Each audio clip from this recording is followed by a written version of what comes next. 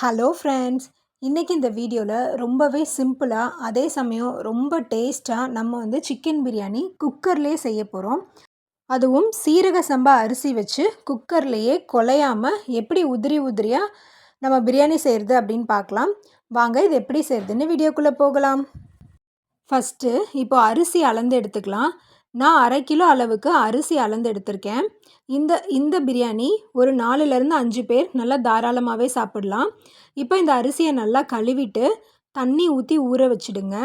இது ஒரு 1/2 மணி நேரம் போல் நல்லா ஊறட்டும்.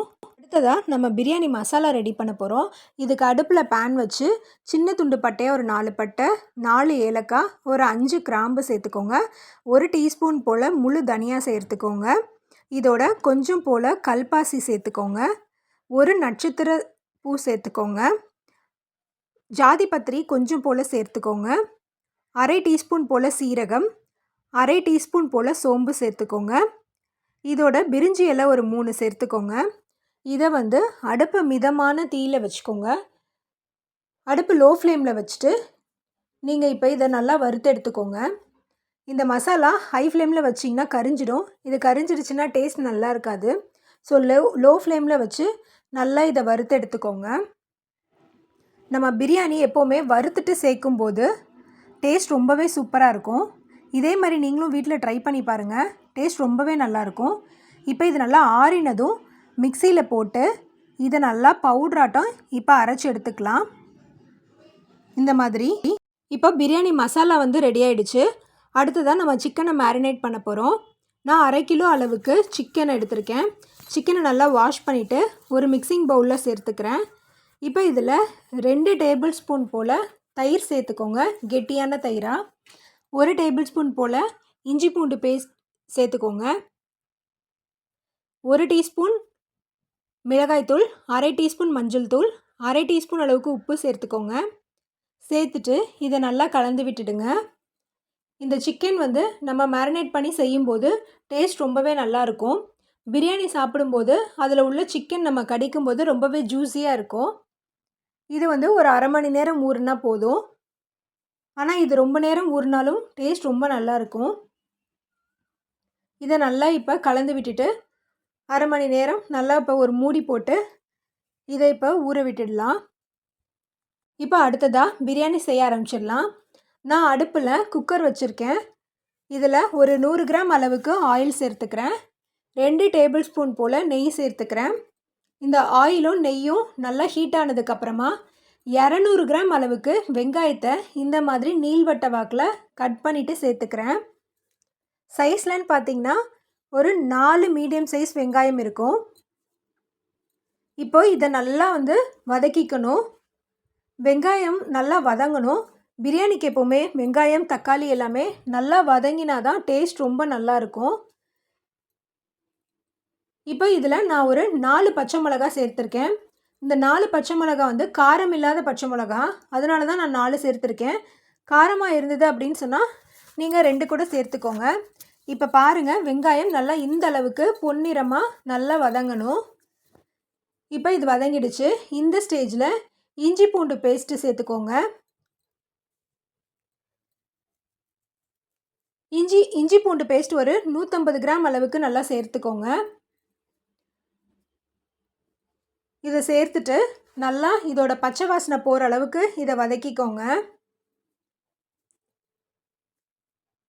இப்போ இது நல்லா வதங்கணும். இது வதங்கினதுக்கப்புறமா நம்ம இப்போ 1 டீஸ்பூன் போல் மிளகாய்த்தூள் சேர்த்துக்கோங்க. மிளகாய்த்தூள் நீங்கள் பார்த்து சேர்த்துக்கோங்க. ஏற்கனவே பச்சை மிளகாய் சேர்த்துருக்கோம். அதே சமயம் சிக்கனே மேரினேட் பண்ணி வைக்கிறதுக்கு நம்ம மிளகாய்த்தூள் சேர்த்துருக்கோம். அதனால் காரம் பார்த்துட்டு நீங்கள் சேர்த்துக்கோங்க. இப்போது புதினாவும் கொத்தமல்லியும் சேர்த்து ஒரு கைப்பிடி இருக்கிற மாதிரி எடுத்துக்கோங்க. ஒரு கைப்பிடி அளவுக்கு புதினாவும் கொத்தமல்லியும் சேர்த்துக்கிறேன். சேர்த்துட்டு இதையுமே நல்லா வதக்கிக்கிறேன். இந்த எண்ணெயில் இந்த புதினா கொத்தமல்லியெல்லாம் வதங்கும்போது இதோட ஃப்ளேவர் நல்லாயிருக்கும். இது வதங்கினதுக்கப்புறமா பிரியாணி மசாலா சேர்த்துக்கலாம். பிரியாணி மசாலாவும் இந்த எண்ணெயில் நம்ம வதக்கும்போது இதோட டேஸ்ட் சூப்பராகவே இருக்கும். வீடு ஃபுல்லாகவே வாசமாக இருக்கும். இது வதங்கினதுக்கப்புறமா 200 கிராம் அளவுக்கு தக்காளி சேர்த்துக்கோங்க. சைஸ்லன்னு பார்த்தீங்கன்னா ஒரு 4 மீடியம் சைஸ் தக்காளி இருக்கும். தக்காளி வதங்கணுன்னா தேவையான அளவு உப்பு சேர்த்துக்கோங்க. உப்புமே பார்த்து சேர்த்துக்கோங்க. ஏன்னா நம்ம சிக்கன் மேரினேட் பண்ணும்போது கொஞ்சம் உப்பு சேர்த்துருக்கோம். அதனால் உப்பும் அளவும் பார்த்து சேர்த்துக்கோங்க. இப்போ இந்த தக்காளி நல்லா சாஃப்ட் ஆகணும், அந்த அளவுக்கு வதங்கணும். இப்போ பாருங்கள் தக்காளி எந்த அளவுக்கு சாஃப்டாக இருக்குன்னு. பிரியாணிக்கு நான் மறுபடியும் சொல்கிறது தான், வெங்காயமும் தக்காளியும் நல்லா வதங்கணும். அப்போ தான் டேஸ்ட் நல்லாயிருக்கும். இப்போ நல்லா வதங்கிடுச்சு தக்காளி. இப்போ இந்த ஸ்டேஜில் நம்ம வந்து தயிர் சேர்த்துக்கலாம். தயிர் வந்து 100 கிராம் அளவுக்கு சேர்க்கணும். அதில் 50 கிராம் வந்து சிக்கனை மேரினேட் பண்ணும்போது சேர்த்துட்டோம். மிச்சம் இருக்கிற 50 கிராம் இப்போ சேர்த்துக்கலாம். சேர்த்துட்டு இதை கலந்து விட்டதுக்கப்புறமா மேரினேட் பண்ணி வச்சுருக்கிற சிக்கன் இதில் சேர்த்துக்கலாம். சிக்கன் சேர்த்து நல்லா இந்த மாதிரி வதக்கி விட்டுக்கோங்க. இந்த மசாலாலாம் இந்த சிக்கனில் இறங்குற அளவுக்கு இதை நல்லா இந்த மாதிரி பரட்டி விட்டுக்கோங்க. இப்போ இது நல்லா வதக்கியாச்சு. இப்போ நம்ம தண்ணி ஆட் பண்ணிக்கலாம். நான் வந்து இந்த டம்ளரில் 2 டம்ளர் அளவுக்கு அரிசி எடுத்திருக்கேன். அதாவது 1/2 கிலோ அரிசி இந்த டம்ளரால் 2 டம்ளர் பிடிச்சிது. 1 டம்ளருக்கு 1.5 டம்ளர் தண்ணி கணக்கு. ஸோ 2 டம்ளர் அரிசிக்கு 3 டம்ளர் தண்ணி இதில் நம்ம ஊற்றணும். இப்போ அதில் நான் 1 டம்ளர் மட்டும் இதில் ஆட் பண்ணிக்கிறேன். ஆட் பண்ணி நான் சிக்கனை நல்லா கலந்து விட்டு வேக விட்டுக்கிறேன். இப்போ மூடி போட்டு குக்கரை நல்லா ஹை ஃப்ளேமில் வச்சுடுங்க. ஹை ஃப்ளேமில் வச்சு விசில் வச்சு ஒரே ஒரு விசில் மட்டும் விடுங்க. ஏன்னா சிக்கன் வந்து ஓவர் குக் ஆகிட்டா லப்பர் மாதிரி ஆகிடும். ஒரே ஒரு விசில் மட்டும் இதை நீங்கள் விட்டுட்டு 1 நிமிஷம் அப்படியே விட்டுடுங்க. கேஸ் ஆஃப் பண்ணிவிட்டு 1 நிமிஷம் அப்படியே விட்டுட்டு இதில் ஸ்பூன் வச்சு இந்த ப்ரெஷர் எல்லாம் ரிலீஸ் பண்ணிவிடுங்க. இப்போ ஓப்பன் பண்ணி பார்த்தீங்கன்னா சிக்கன் வந்து பாதி அளவுக்கு குக் ஆகிருக்கும். இப்போ இதில் மீதி இருக்கிற 2 டம்ளர் தண்ணியுமே நம்ம சேர்த்துக்கலாம். அந்த 2 டம்ளர் தண்ணி நான் பக்கத்தில் ஒரு அடுப்பில் கொதிக்க வச்சுருந்தேன். அந்த கொதிக்க வச்ச தண்ணியவே நான் இப்போ இதில் சேர்த்துக்கிட்டேன். இப்போ இந்த ஸ்டேஜில் ஒரு 1/2 லெமன் வந்து புழிஞ்சு விட்டுக்கோங்க. நீங்கள் இந்த ஸ்டேஜ்லேயே உப்பு காரம் ஏதாவது கம்மியாக இருந்துச்சுன்னா செக் பண்ணிவிட்டு அதை பேலன்ஸ் பண்ணிக்கோங்க. இப்போ எனக்கு எல்லாமே கரெக்டாக இருக்குது. இப்போ இந்த தண்ணி நல்லா கொதிச்சதுக்கப்புறமா நம்ம ஊற வச்சுருந்த அரிசியை சேர்த்துக்கலாம். அரிசி சேர்த்துட்டு இதை நல்லா கலந்து விட்டுடுங்க. ஒரு வாட்டி நல்லா கலந்து விட்டுடுங்க. கலந்து விட்டுட்டு மூடி போட்டு ஒரு 3 நிமிஷம் அப்படியே வச்சுடுங்க. ஏன்னா இந்த சீரக சம்பா அரிசி வேகணும். இப்போ ஒரு 3லேருந்து 4 நிமிஷம் ஆயிடுச்சு. அதுக்கப்புறமா எடுத்து பார்த்தா இந்த அளவுக்கு நல்லா அரிசி குக்காக இருந்தது.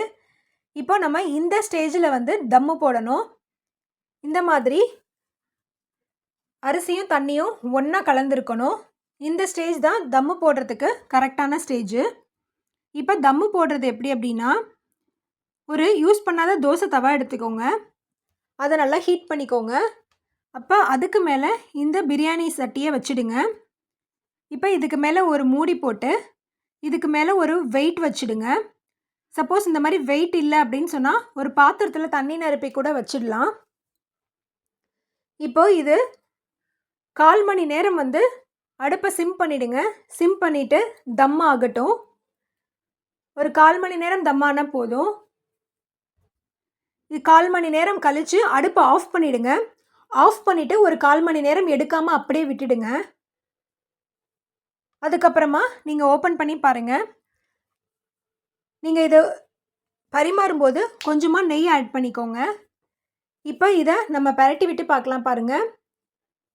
நல்லா சூப்பராகவே பிரியாணி வந்து ரெடி ஆகிடுச்சு. குக்கரில் தான் நம்ம செஞ்சுருக்கோம்.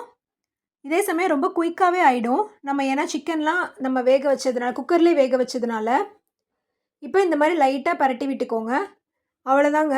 சூப்பராக நல்லா டேஸ்ட்டாக மணக்க பிரியாணி வந்து ரெடி ஆகிடுச்சு. நீங்கள் மசாலா வந்து பட்டை கிராம்பு ஏலக்காய்லாம் அப்படியே போடுறத காட்டிலும் இந்த மாதிரி நீங்கள் வறுத்து அதை பொடி பண்ணி நீங்கள் போட்டிங்க அப்படின்னு சொன்னால் டேஸ்ட் இன்னுமே ரொம்ப சூப்பராக இருக்கும். இதே மாதிரி நீங்களும் வீட்டில் ட்ரை பண்ணி பாருங்கள். ட்ரை பண்ணி பார்த்துட்டு எப்படி இருந்ததுன்னு உங்கள் ஃபீட்பேக்கை மறக்காமல் கமெண்ட் பண்ணுங்கள். இந்த வீடியோ உங்களுக்கு பிடிச்சிருந்துச்சுன்னா லைக் பண்ணுங்கள், ஷேர் பண்ணுங்கள். மறக்காமல் நம்மளுடைய சேனலுக்கு சப்ஸ்கிரைப் பண்ணுங்கள். நன்றி, வணக்கம்.